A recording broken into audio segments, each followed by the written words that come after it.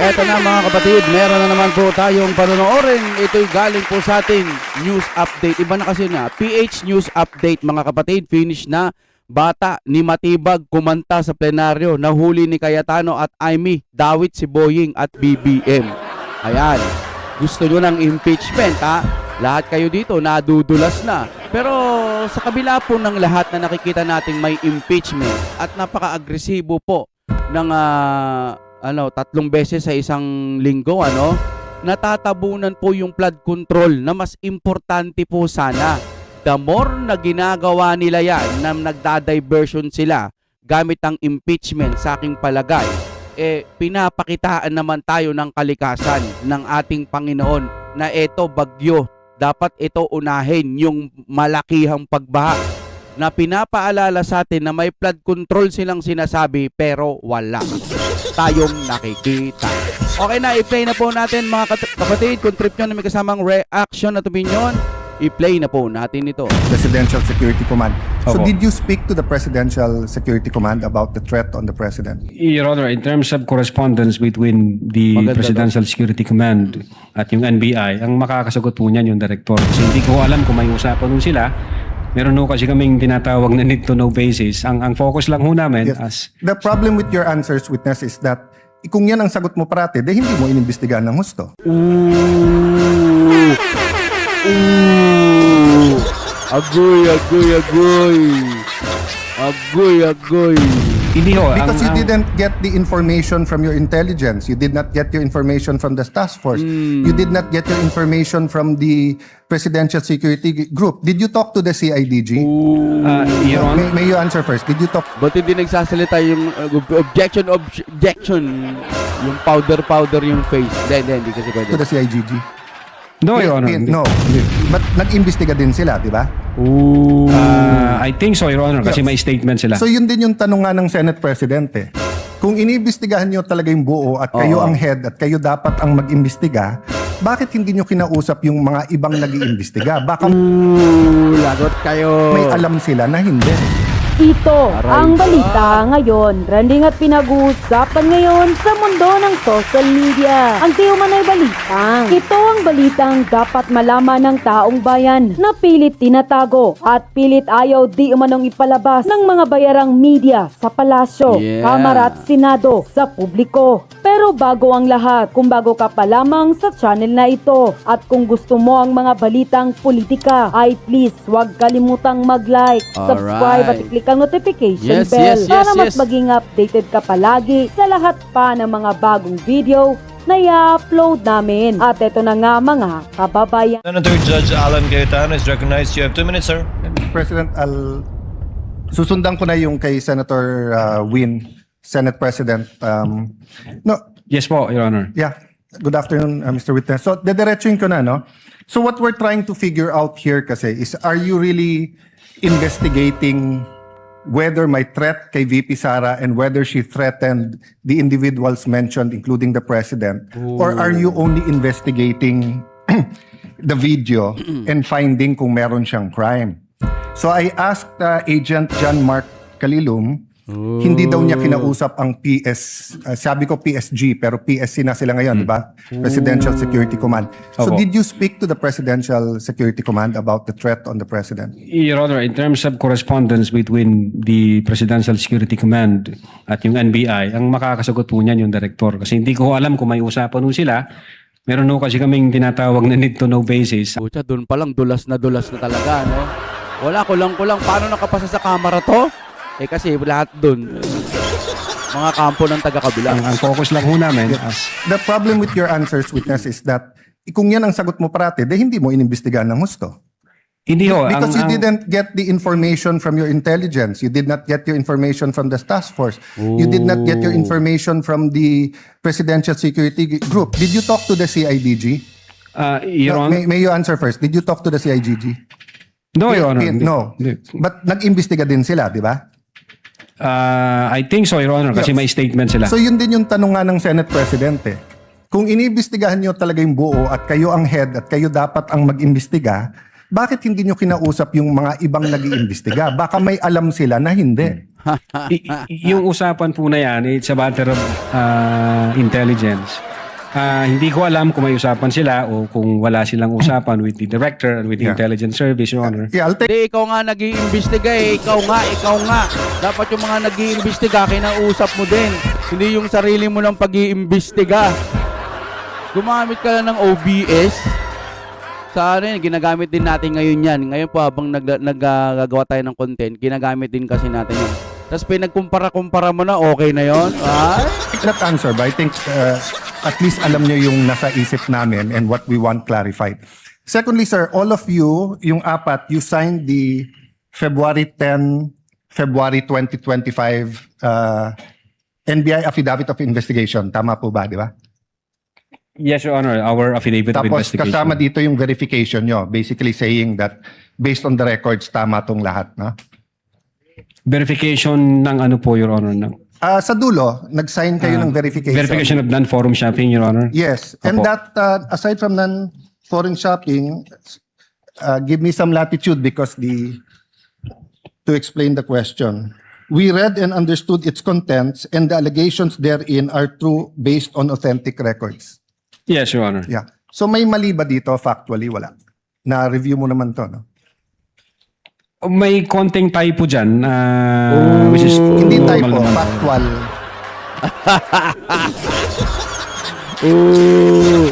So far as I'm concerned, Sino lahat po ba po- nag-prepare? ang team po namin with the... Tapos pinapirma sa inyo? Hindi ho, kami ho nagtulong-tulong mag-draft ng affidavit of investigation, kung ano yung legal basis namin. Typographic error. And then we agree and we concluded na ito yun. Then ito yun. someone And then, typed it up, then you sign. I asked this because nung tinanong ko kay Agent Mark John Calium, sabi niya, dito nakalagay conditional pero tingin niya absolute. You answered the same thing, it's absolute, pero dito nakalagay conditional. the utterances itself, Your Honor, is what we called event-based condition, ang classification namin. Okay. Yun So, yung utterances, Your Honor. I'll take that answer. I think mas factual yun. But Hello. Sa- paragraph 51, was VP Duterte ever Secretary of the Department of Justice? No, Your Honor, Department of Education. Nakalagay dito, Ang galing to ko, recall, VP Duterte resigned as the Secretary of Ay, the Department of Justice, and she herself admitted that her relationship with the President has become toxic, and she would imagine her strangling him and cutting off her head. That's typo, Your Honor. That's not a typo. A typo means Typographic error na naman. sa yung department naging Department of Justice and Department of Education are two different things. Ang alam namin, if- sorry po. Yes, sir. Go ahead, sir. Yeah, Department of Education ang alam po Yeah. namin. So, kasi I just filed my counter affidavit sa ombudsman about yung obstruction of justice. Ilang beses ko kailangan basahin kasi nga pag may mali, pinirmahan nyo na sinasabi nyo, no? But anyway,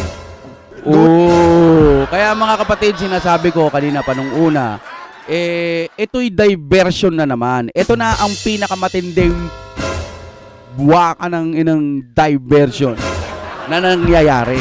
Kasi ho, ang pinaka dapat iniimbestigahan ngayon at dapat may makukulong na. Dapat yung doon po sa flood control issue dahil marami pong mga ninakaw doon. Dito, pwedeng sabihin na natin na tsaka na lang to. Sabihin natin pagbabantalang palang pinag-uusapan ng mga to eh. At marami pa sigurong iba yan kasi ewan ko 80 to 90 ata yung mga investigador pero ay yung mga testigo pero dito pa lang pumapalya na kayo. Baka itigil na to o i-dismiss na to. Malakas ang chance para sa aking pananaw lamang kahit wala tayong alam. Kasi dito na na sila eh. Igit-igit na eh. Ngisay-ngisay na sila dito eh. Ngayon, dapat po ang pinag-uusapan yung flood control, hindi yung impeachment. Kasi sa flood control pa lang, ang dami na pong mga kurakot na nangyayari, billion-billion na. Tapos marami pang ibang ahensya na hindi pa naiimbestigahan kung may kurakot. Dito pa lang tayo sa flood control. Ang shit, di ba? Going back to the condition, you mentioned the case of SPO2 Hamata. Yes, sir. But isn't it true that the lis mota of that case was really res judicata and double jeopardy? Meaning, hindi tinake up ng Supreme Court whether or not a condition. Yes, sir. Di ba? Opo. Oh, so that wasn't on point. Kasi I was going to ask, is there a difference if the condition is legal or illegal? Diba? So halimbawa, pag sinabi ko sa yung, pag natanggal akong Senate President, patatanggal din kita. Okay. Unang-una, legal naman akong tanggalin na Senate President. We always vote. There's nothing there. But if illegal, o pag pinapatay mo ko, papapatayin din kita. Is there a difference if the condition of why I will act or why I'm threatening you is an illegal act? Well, under the law, Your Honor, it says there that even the condition is unlawful. So, regardless of the nature of the condition, Yes. sir. No, I want to get lang into your mind when you sign this because nga medyo novel yung case to for me. Even as a lawyer, I have to do more research and see anong ibig sabihin nito grave threats dito because you keep mentioning we keep mentioning here that this is the second highest official in the land and therefore pag trinete niya ang Pangulo. But who was the Vice President claiming na pwedeng magpapatay sa kanya? Again, Your Honor, Oo nga, no? Kasi sinabi ng ganon, may gustong magpa-dead sa akin, may magpapatay. Pag may nangyaring masama sa akin, kumbaga dapat yung sa kanya din eh. Hindi yung one side lang po yung kanilang inimbestigan eh. Ganun ang pagkakaintindi ko, yun po ano? yung reason ba't nag-issue kami ng subpoena. No, Gusto po namin... sa reading nyo nung statement niya, sino tinutukoy ng Pangulo na mukhang mag-ooperate sa kanya ng Operation Romanov? Sinong pinagbibintangan niya?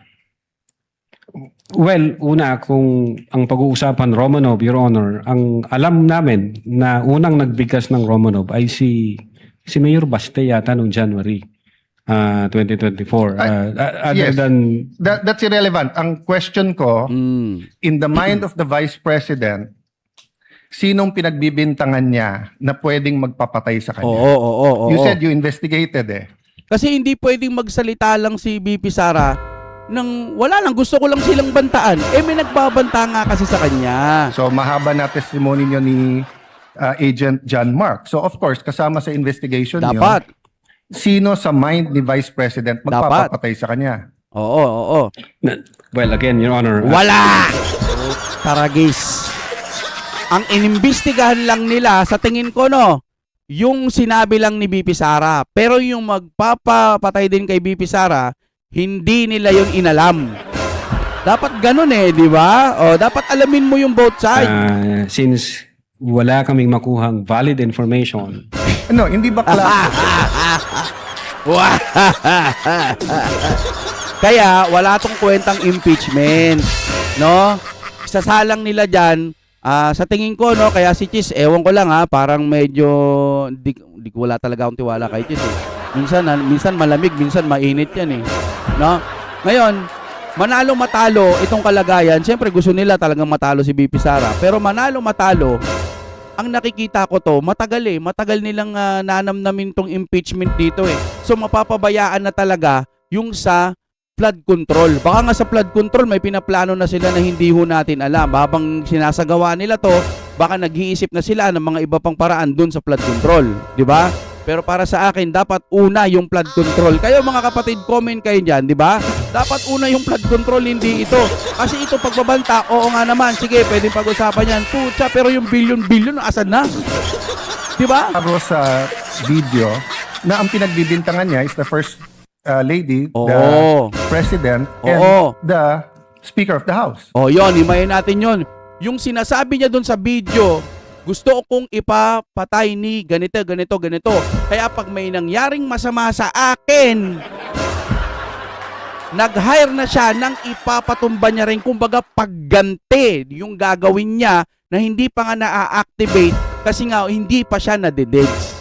So ibig sabihin may pagbabanta rin sa buhay ni BP Sara na hindi nila inimbestigahan. Ang inimbestigahan lang nila yung sinasabi lang ni BP Sara. Dito pa lang Igit-igit na sila. So sabi niya, pag pinatay ako, patayin mo silang tatlo. So ang pinagbibintangan niya na magpapapatay sa kanya, yung tatlo. Oo. I cannot answer to that, Your Honor. Ay po!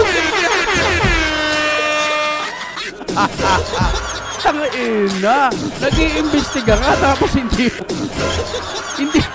wala kang pakialam sa sinabi ni BP Sara. So ibig sabihin one-sided lang po yung imbestiga na ginawa nila. Senator Judge Alan, Yes. kindly wind up. Albert, but you have to be able to answer that because you're the one who investigated. Ang galing ni Peter Cayetano.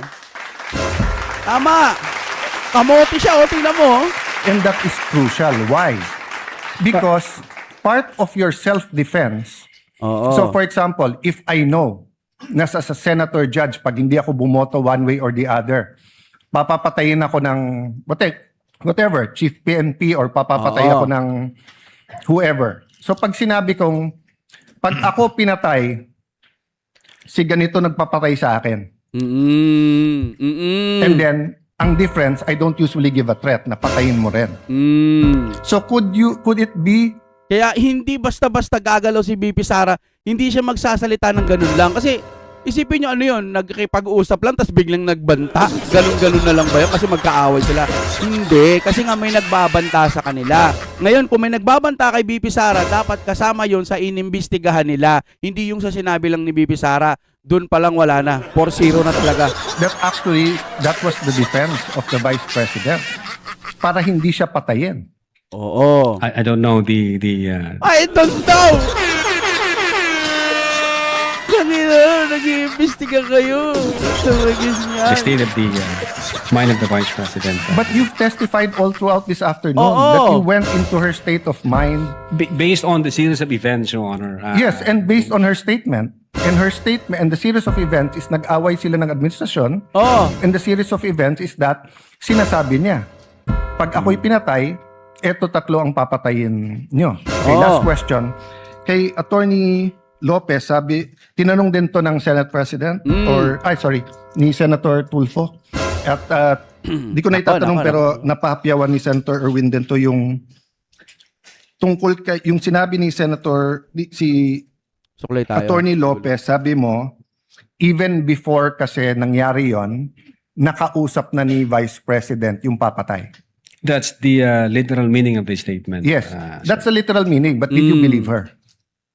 Well, she's the Vice President, sir. So, Oh, doon naniniwala ka eh. Pero doon sa sinasabi ni BP Sara, wala kang pakialam. Yung pinakikialam mo lang, yung po pwedeng makalamang para sa inyo. Ganun ang nakikita ko rito ha. he also said freedom of expression, so you also believe her. Not based on the evidence that what we gathered, sir. No, okay, so I'll Putik stop na- there. Agoy. Wala na. Bloodbath pala talaga to, no? I'll read to you. Sinabi nyo kasi sedition. Pero tignan nyo po yung page 25 nung sarili nyong affidavit, ha? Si Princess Maui, ang sinabi niya, ano po ba ang pwede niyong maging remedy para matapos na ito? Lalo't nagsisigaw na po ang taong bayan na mag-people power na. So actually, I would consider ang nag-uudyok si Princess Maui. Oo. Of course, we can discuss people power, pero tignan niyo po ang sagot niya after yung sa pagpatay. Ang laban ay wala dyan sa EDSA, ma'am. Wala dyan sa mga highway. Ang laban, ma'am, nandun sa loob ng palasyo. Yan ang problema. We appreciate yung expression nyo ng disgust, ang pagkamuhi, ang hopelessness, kasi it reflects kung ano nararamdaman ng maraming milyon-milyon. Alam ko yan, ma'am. Kahit saan ako pumunta, ang sasabihin, binoto namin dahil sinabi mo, iboto namin. Oo. So if I look at that statement, parang baliktad. Parang sinasabi niyang huwag kayo mag-people power. Oo, pero bakit nasa kanya yung ano? Nasa kanya ngayon yung impeachment. Dapat i-impeach nyo si Maui. Hindi. Nagpapatawa lang. Kahit corny. Hindi, actually, Actually, babasahin po natin yung buo. May sinabi siya doon na natutuwa siya sa ginagawa nila. oh, ano ngayon? Okay. Ano ngayon kung natutuwa? Wala naman sila. Ang ina talaga. Ginagawa nila na active nagrarally. Pero sa people power, ito yung exact. But I won't argue with you. I'm just trying to get into your frame of mind. Yes, Your When Honor. do you believe her and when do you not believe her? And what did you actually investigate? We based everything on the evidence that we've gathered. Thank you, sir. Presiding Officer. Thank you, Mr. Witness. Opo. Thank you, Senator. Ganito na lamang po mga kapatid. Ganon ang nangyayari. Di ba? Wala talaga hong kwenta to. Manalo man si BP Sara dito, okay. No, okay yan. Sabi nga ni BP Sara kahit matalo ko dyan hindi ako yuyuko. Di ba? Hindi niya gagalangin itong mga to sa madaling salita.